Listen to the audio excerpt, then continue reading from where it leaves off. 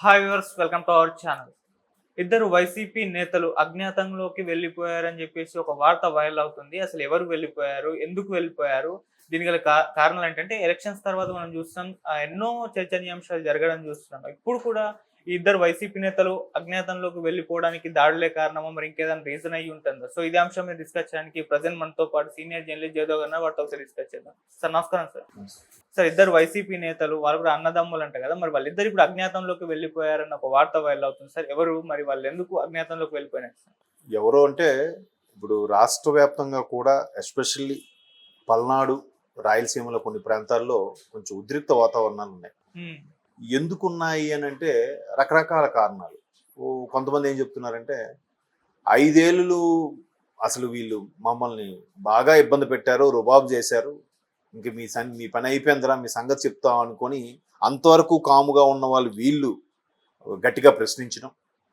అరే నెక్స్ట్ కూడా మేమేరా, 5 ఏళ్ళ తర్వాత ఏంటి, నెక్స్ట్ 5 ఏళ్ళు మేమే, మీరు మాకు తల ఎదురు సమాధానం చెప్పడం ఏంటి అని చెప్పి వీళ్ళు ఇబ్బంది పడటం. అలాగే మనం అక్కడ చూసాం కూడా, ఒక ఓటరు, సార్ మీ అందరూ లైన్లో ఉన్న మీరు రావాలి కదంటే ఎమ్మెల్యే వచ్చి చేయి చేసుకోవడం, ఆ తర్వాత ఈయన ఎమ్మెల్యేకి చేయి చేసుకోవడం, తర్వాత అనుచరులు వచ్చి కొట్టడం, ఇట్లాంటివి రాష్ట్ర వ్యాప్తంగా చాలా ఘటనలు చూసాం. అయితే ఇది పర్టికులర్గా మాచర్ల, కారంచేడు అంటే పల్నాడు ప్రాంతం ఏదైతే ఉందో, ఈ పల్నాడు ప్రాంతం కూడా ఎందుకో బాగా ఉద్రిక్త పరిస్థితులు నేర్కొన్నాయి. ఒకటి గుంటూరుకి, ఒకప్పుడు ఉమ్మడి గుంటూరుకు సంబంధించిన ఏదైతే ఉందో అందులో భాగంగా ఉంది. మరోవైపు కొంత గుంటూరు అంటేనే, కొంత కృష్ణా గుంటూరు అంటేనే రాజధానికి సంబంధించిన భూభాగం ప్రాంతం దగ్గరగా ఉంది కాబట్టి, ఇటువంటి నేపథ్యంలో చాలా వరకు గడిచిన 4 ఏళ్ల 10 నెలల్లో ఎవరెవరు ఏ ఇబ్బందులు పడ్డారో అవన్నీ కూడా ఒక్కసారిగా వాళ్ళ సహనం కూడా పెళ్ళుబిక్కిందనమాట. సో ఇప్పుడు చాలా గొడవలు జరిగాయి. కొంతమంది దుండగులు తెలుగుదేశం పార్టీ ఆఫీసుని వాటిని ధ్వంసం చేయడము, వాళ్ళు కార్యకర్తలను కొట్టడము, వెహికల్ ఆపి మరి కూడా ఇబ్బంది పెట్టడము. ఇట్లా అయితే ఒకవైపు ఎలక్షన్ కమిషన్ కూడా ఫిర్యాదు వెళ్ళడం జరిగిన తర్వాత మొత్తం సీసీ ఫుటేజ్ల ఆధారంగా ఎవరెవరు ఏంటి వాళ్ళందరిని అదుపులోకి తీసుకున్నారు, వాళ్ళందరి మీద కేసు ఫైల్ చేశారు.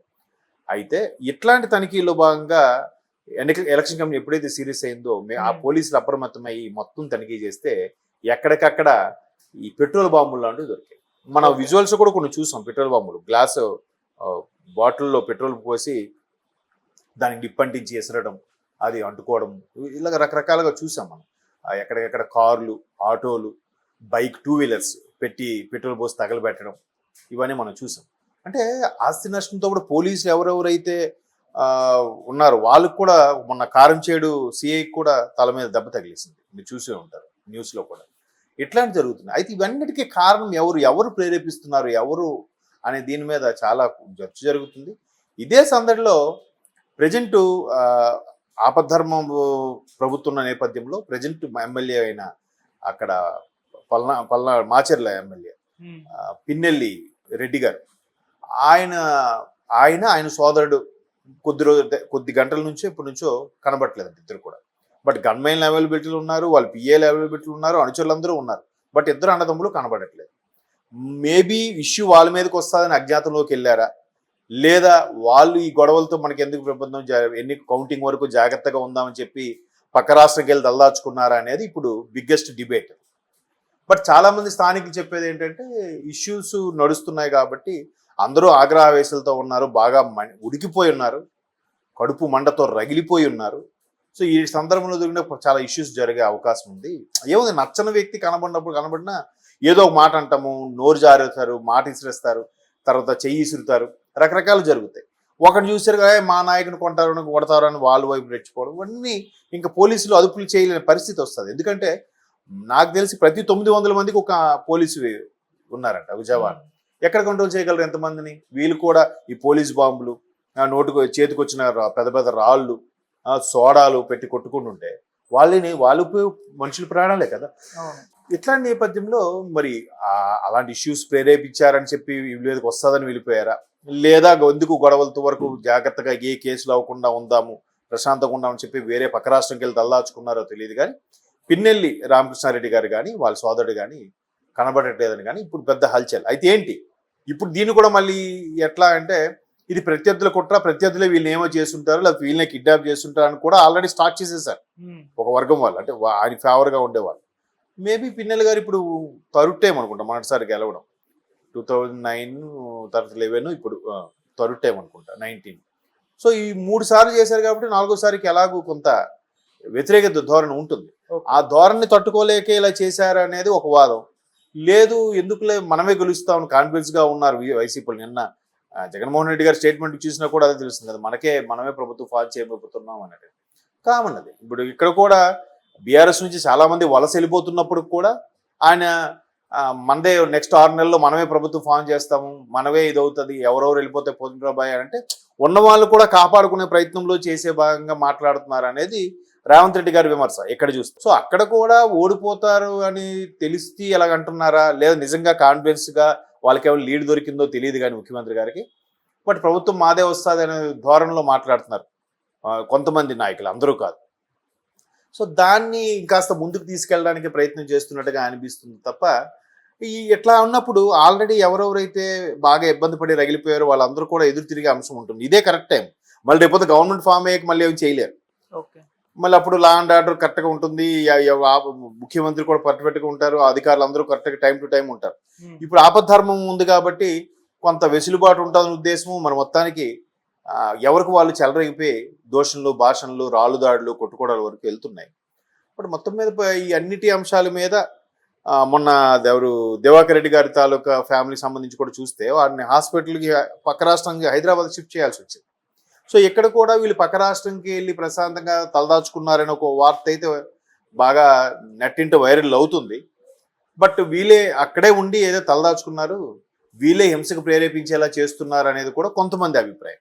అందరిది కాదు, మన ఎవరు కళ్ళతో చూసిందిగా చేసింది కాదు. కాకపోతే ఎక్కడైనా ఉన్నదే అధికార పక్షం ప్రతిపక్షంకి ఇష్యూ వచ్చినప్పుడు నువ్వెంత అనుకునే స్థాయికి వెళ్ళిపోతారు. అది ఇట్లాంటి ఎన్నికల టైంలో ఎలా ఉంటే ఆపద్ధర్మంగా ఉంటుంది కాబట్టి పోలీసు వాళ్ళు ఎవరి మాట లెక్క చేయరు కాబట్టి ఇదే టైంలో మనం చూసుకుందాం, మన గవర్నమెంట్ వచ్చాక మనం చూసుకుందాంలే అనుకుని చెలరైపోయే వాళ్ళు ఎక్కువ ఉంటారు. సో దాంట్లో భాగంగానే పిన్నెల్లి బ్రదర్స్ కనబడట్లేదు. కారణాలు అయితే కరెక్ట్గా తెలియదు, బట్ వాళ్ళైతే ప్రస్తుతానికి కనబడట్లేదు తెర మీద. అక్కడ ఉన్న కార్యకర్తలకు కానీ అనుచరులకు కానీ న్యూస్లో కూడా ఎక్కడ దొరకట్లేదు. ఇప్పుడు అదే మొత్తానికి పల్నాడంతా కూడా ఒక హాట్ టాపిక్ గా మారే అవకాశం ఉంది తెలంగాణలో ఇప్పుడు అసెంబ్లీ ఎన్నికల నేపథ్యంలో. బట్ ఆవిడకి అంత ప్రాధాన్యత అయితే ఎందుకో కనబడలేదు కాబట్టి మేబీ మీరు అన్నట్టు మళ్ళా ప్రాంతీయ పార్టీకి వెళ్తే ఏదో మనం ఉనికి కాపాడుకోవచ్చు, అట్లీస్ట్ ఒక రాజ్యసభ ఏదైనా ఇచ్చినా కూడా మన గౌరవం మనకు ఉంటుందిలే అనే ఉద్దేశమైనా అయ్యుండొచ్చు. లేదా ఆల్రెడీ చేసి వచ్చాం కదా ఏం వెళ్దాంలే సరే అని ఇప్పటి నుంచే మాక్ డ్రిల్ లాగా గ్రౌండ్ వర్క్ చేసుకుండొచ్చు. మరోవైపు కేసీఆర్ గారు కూడా ఎట్లాంటి స్టేట్మెంట్ ఇస్తున్నారంటే నెక్స్ట్ మందే 6 నెలల తర్వాత ఈ ప్రభుత్వం ఉంటుందో కూడదో తెలియదు, మనమే మళ్ళీ పరిపాలిస్తాం అన్నట్టు కూడా చెప్తున్నారు. దానికి చాలా మంది విశ్లేషకులు చెప్పే అంశం ఏంటంటే ఎట్లాగూ పార్టీ ఖాళీ అయిపోతుంది కాబట్టి ఖాళీ అయిపోకుండా కొద్ది మందినైనా కాపాడుకునే ప్రయత్నంలో భాగంగానే ఈ నెలగా చెప్తున్నాడు అనేది కాంగ్రెస్ వాళ్ళ అభిప్రాయం. ఆయన ఊరికే పార్టీ ఖాళీ అయిపోకుండా ఉండడం కోసం అలా చెప్తున్నాడు, కానీ ఎట్లా వస్తుంది, ఒకసారి ఆయన ఎమ్మెల్యేలని లాక్కు వెళ్ళే ప్రయత్నం కానీ చేస్తే మనం కూడా స్టార్ట్ చేద్దాం. ఆల్రెడీ చెప్పాడు కదా ఆయన ఒకసారి, నా వైపు ఎంతమంది ఎమ్మెల్యేలు ఉన్నారు, నేను గవర్నమెంట్ ఫామ్ చేసినా చేయొచ్చు అన్నాడు. ఇంకో బీజేపీ వ్యక్తి కూడా రేపు జూన్ 4 తర్వాత రాష్ట్రంలో చాలా పరిణామాలు చోటు చేసుకుంటే అన్నారు. రకరకాలుగా అదిగో పులంటే ఇదిగో తోక అనే విధంగా రకరకాలుగా వాదనలు వినిపిస్తున్నాయి. కొన్ని రకాల అదే వాస్తవాలుగా తెలియజేసే కొన్ని మాటలు వినిపిస్తున్నాయి. కాబట్టి ఏమైనా జరగచ్చు అనేది క్వశ్చన్ మార్క్. బట్ గ్యారంటీ ఎవరు చెప్పలేదు. బట్ రాజకీయాలు ఏదైనా సమంజసమే. ఇది అవ్వదు అనడానికి లేదు, లేదా ఇదే అవుతుంది అనడానికి లేదు. దాంట్లో పర్టికులర్గా గేమ్ రూల్స్ ఏమీ ఉండవు. దాన్ని ఎలాగైనా ఆడొచ్చు. నువ్వు మోసం చేసాడు, టెక్నిక్ ప్లే చేసాడు, మ్యాజిక్ ప్లే చేసాడు, లేదంటే నమ్మించి వాస్తవాలని అవాస్తవాలుగా చూపించేనా ఎలాగైనా ఆడొచ్చు. గేమ్ రూల్స్ అంటే ఏవి ఉండవు. మేబీ మీరు అనుకున్నట్టుగా కొంచెం దాన్ని ఏమంటారు, ఊర్లలో సామెత ఉంటుంది, పరిగెట్టి పాలు తాగే కన్నా నిలబడి నీళ్ళు తాగడం బెటర్ రా బాబు. ఆ పాలు తాగేది పెద్ద పెద్ద నేషనల్ పార్టీలో ఉండడం ఎందుకు, లోకల్గా ఉంటే మనకి అబ్బా కేసీఆర్ గారితో నెక్స్ట్ ప్లేస్ ఆవిడదే, విజయశాంతి గారు మంచి, ఎందుకంటే ఆల్రెడీ కేశవరావు గారు బయటకు వెళ్ళిపోయారు, కడి శ్రీయర్ గారు బయటకు వెళ్ళిపోయారు, ఇంకెవరున్నారు సీనియర్లు ఉన్నారు 2-3, కానీ ఎవరు నోరు మెదపట్లేదు, మాట్లాడట్లేదు. కొద్దిగా ఈవిడ రెబల్గా మాట్లాడింది అనుకోండి, మంచి కేసీఆర్ గారితో మళ్ళీ చెల్లెమ్మ బ్యాక్ టు బీఆర్ఎస్ అన్నట్టుగా వస్తుంది కదా, అలా కూడా అయి ఉండొచ్చు. లేదా ఎట్లాగూ అలాంటి ఆవిడ వస్తుంది అనుకుంటే వీళ్ళు కూడా రెడీ టు వెల్కమ్, ఎందుకంటే ఇక్కడికి ఒక ఖాళీ అయిపోతుంది. వాళ్ళకు కూడా అవసరమే నాయకులు. ఇట్లా స్టేజ్ మీద ప్రెస్ మీట్లో గట్టిగా మాట్లాడే వ్యక్తి కూడా కావాలి. చూద్దాం రాబోయే రోజులు ఏం జరుగుతుందండి. Okay, thank you so much.